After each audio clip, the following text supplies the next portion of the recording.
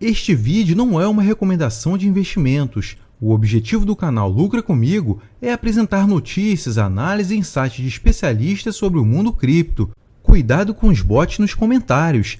Isso é golpe. O mercado de criptomoedas tem estressado até os mais otimistas dos investidores, porque tem passado por algumas flutuações nas últimas semanas, influenciado principalmente por fatores macroeconômicos e pelo sentimento dos investidores. Na segunda-feira, o Bitcoin atingiu um pico de $98.400. No entanto, a principal criptomoeda do planeta experimentou um leve declínio quase imediatamente, chegando a uma mínima de 95k na terça-feira. Esse movimento foi parcialmente atribuído à expectativa dos investidores pelo relatório do Índice de Preços ao Consumidor, chamado de CPI de janeiro, que pode influenciar as decisões do Federal Reserve sobre cortes de juros em 2025. Taxas de inflação mais altas podem desencorajar cortes de juros, tornando ativos de menor risco mais atraentes em comparação com as criptomoedas.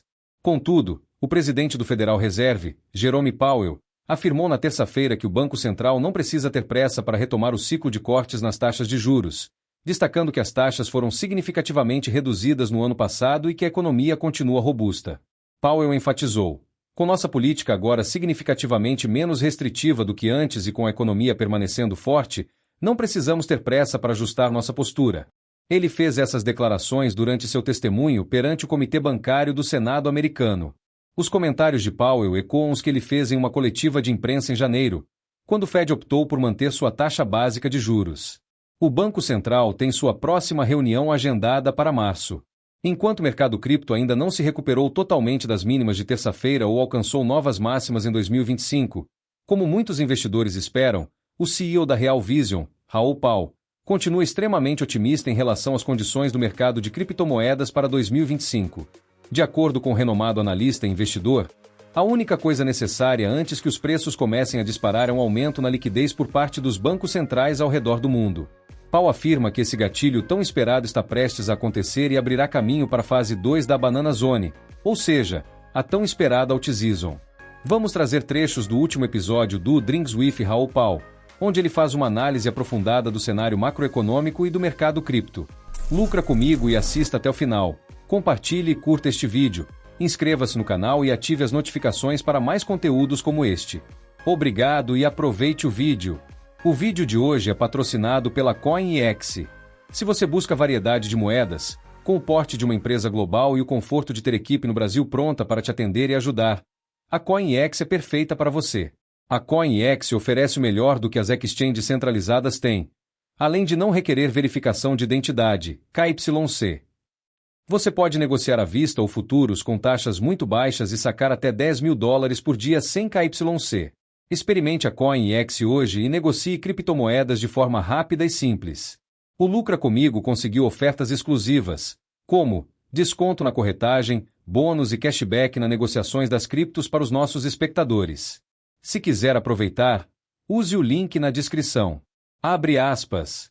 O Global M2 desta vez apresentou o mesmo padrão. Esse é o mesmo padrão do dólar, e tudo deve se desenrolar da mesma forma. O Global M2 é um bom indicador da liquidez global, o que significa que os números vão subir. Outra coisa que confunde muita gente é: e se o Fed não cortar muito mais? Não me importo. E se as taxas não caírem muito? Não me importo. E se eles não drenarem a conta geral do Tesouro? Não me importo. Você precisa entender que o quadro global é o que realmente importa. E o quadro global, como em 2017, provavelmente será impulsionado pela China. Acho que os Estados Unidos vão estimular a economia, mas a China é a peça-chave. Os rendimentos dos títulos chineses agora estão em 1% ou perto disso. Eles ficaram sem margem de manobra. E o que significa ficar sem margem de manobra? Jerome Powell disse hoje: sem margem de manobra significa quantitative easing, baby, e mais estímulo. Quando olhei para os cálculos na minha planilha Excel, cheguei à conclusão de que eles precisam de 1 tonelada de QT e Q para isso. Sim, acho que o cálculo deu um número enorme. Eles precisam imprimir dinheiro como loucos. Por quê? Porque tem uma população envelhecendo, dívidas massivas, precisam pagar essas dívidas, e todo mundo está no mesmo barco. Meus amigos, este é o código de tudo, sobre o qual venho falando há muito tempo. Você meio que entende isso, mas a verdade é que a única maneira de pagar as dívidas é desvalorizando a moeda, e os chineses farão muita desvalorização. No entanto, eles não podem fazer isso até que Trump os pressione com o dólar forte, o que está acontecendo agora, e diga: vocês vão concordar com nossas tarifas, o que está acontecendo neste momento. E quando eles concordarem com as tarifas, ele dirá: vou dar a cenoura depois do chicote. A cenoura é um dólar mais fraco. Ele fez isso em 2017 e fará novamente agora. O dólar mais fraco, somado à falta de gastos do Doge, ou seja, a redução de gastos, fará com que as taxas também caiam. E o que obtemos é a zona da banana, a próxima fase. Está tudo em jogo. Não há nada mais acontecendo. Não há motivo para pânico, nada está errado, tudo é uma obra de beleza. O M2 Global, toda vez que chegamos a este ponto, ele sobe, rompe, retesta e sobe ainda mais. Estamos exatamente no ponto certo para que isso aconteça novamente.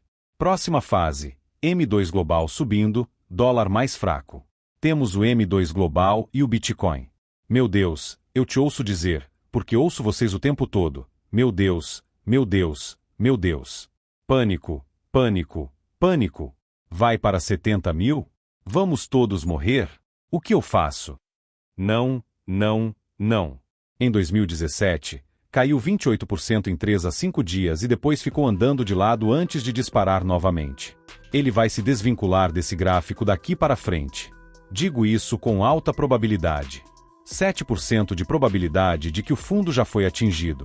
Ele vai se desvincular e, eventualmente, entrará na próxima fase, a temporada das altcoins. Isso mesmo, a tão esperada alt-season. O ciclo econômico está ganhando força. Novas encomendas estão subindo rapidamente. O ciclo econômico impulsiona os lucros globais. Esses lucros globais são reciclados para o risco. Reciclar em risco significa que ativos de risco, como ações de pequena capitalização, commodities e altcoins no mercado cripto, sobem. O ciclo econômico está apenas começando. Um número acima de 50 no ISM indica expansão do ciclo econômico. Acabamos de ter a primeira leitura positiva desde sabe-se lá quando, ultrapassando 50. A última vez que isso aconteceu foi em de 2020 a 2021. Então, temos o ciclo inteiro pela frente. Estamos longe do pico do ciclo, e já falo sobre isso em um segundo. Novas encomendas menos estoques. Isso tem uma antecedência de 3 meses e está subindo ainda mais rápido. O ciclo econômico vai acelerar rapidamente. E as condições financeiras, dólar, petróleo, juros, indicam que o ISM deve ir pelo menos para 55,6. Mas isso seria um valor baixo para o ISM, porque achamos que o dólar vai cair, os juros vão cair e o petróleo vai cair. Isso deve empurrar o ISM para a faixa dos 60, prolongando ainda mais o ciclo. Estamos pelo menos a 9 meses de um pico do ciclo. Então, é muito interessante onde estamos.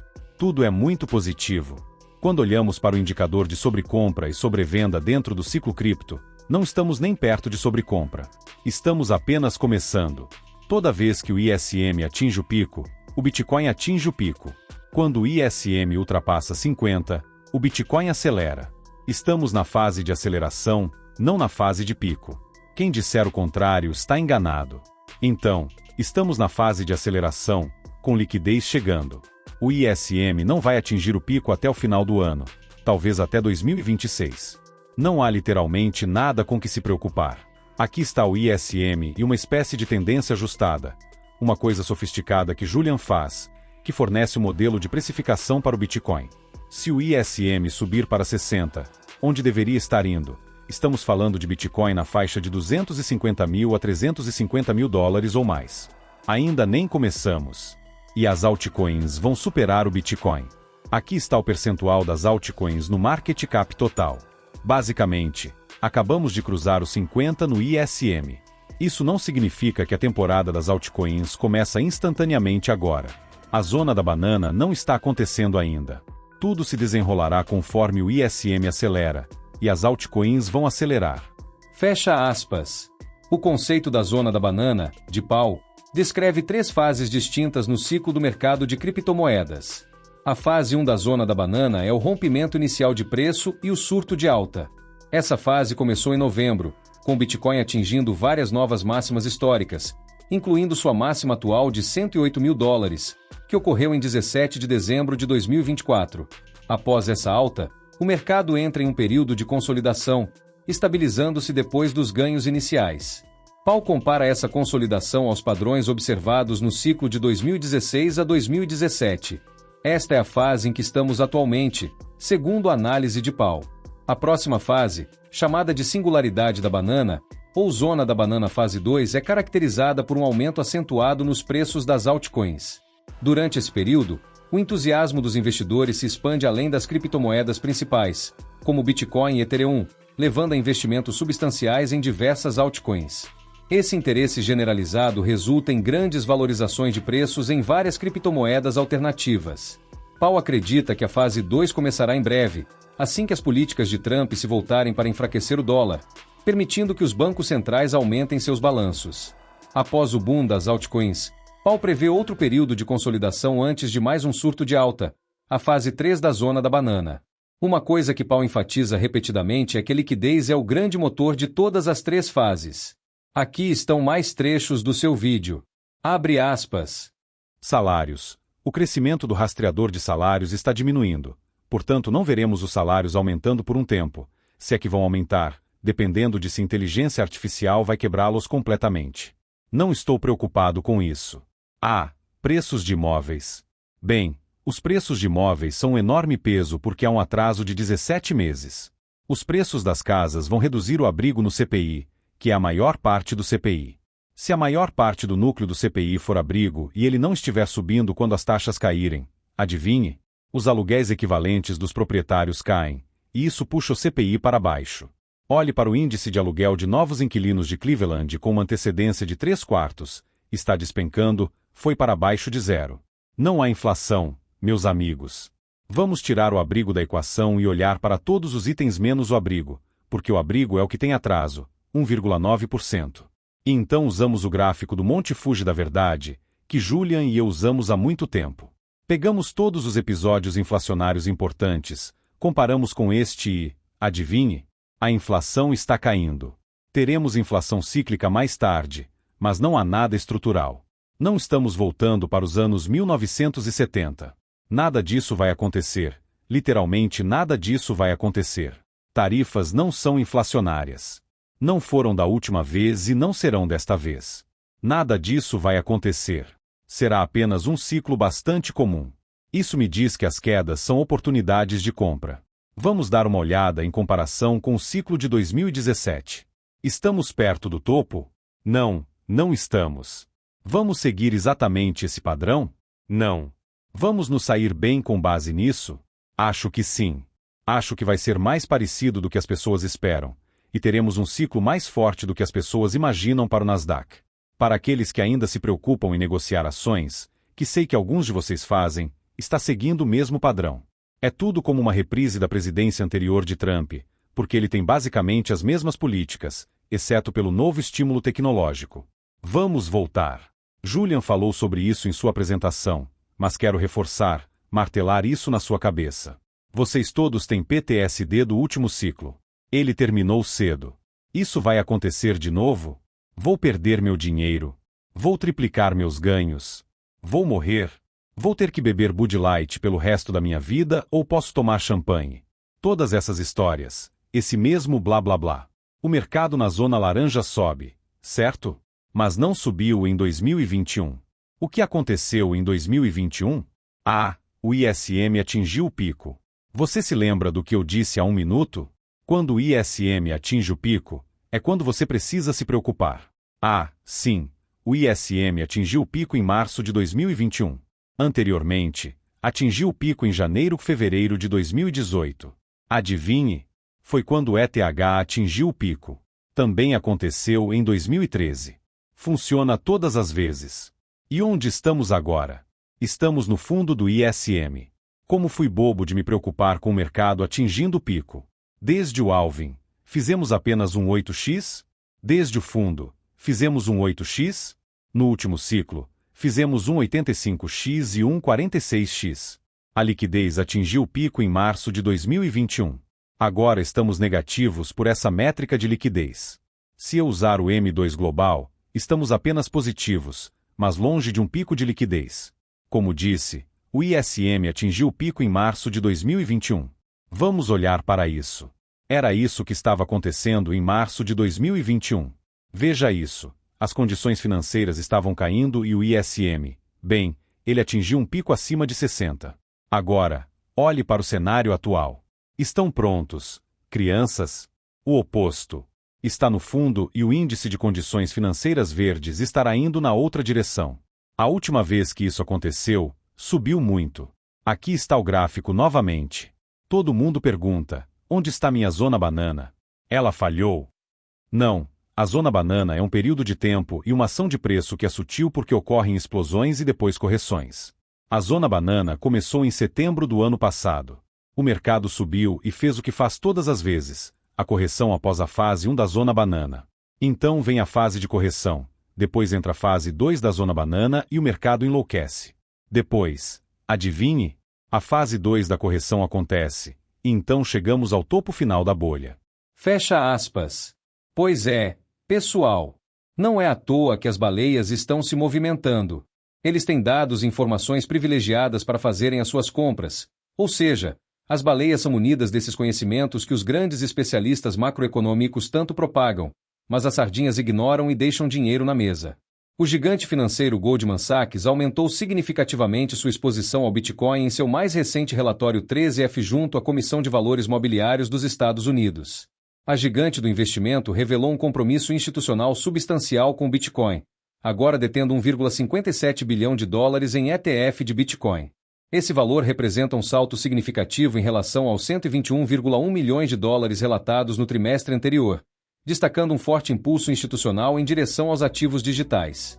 Uma parte significativa dessa exposição vem da participação do banco em 24,7 milhões de ações do iShares Bitcoin Trust, o IBIT, da BlackRock, avaliadas em aproximadamente 1,27 bilhão de dólares, um aumento notável de 88% em comparação com o último trimestre. Além disso, o Goldman Sachs aumentou sua participação no Fidelity Wise Origin Bitcoin ETF, o FBTC, em 288 milhões de dólares, refletindo um crescimento de 105%. O banco também detém posições menores no Grayscale Bitcoin Trust, o GBTC, totalizando cerca de 3,6 milhões de dólares.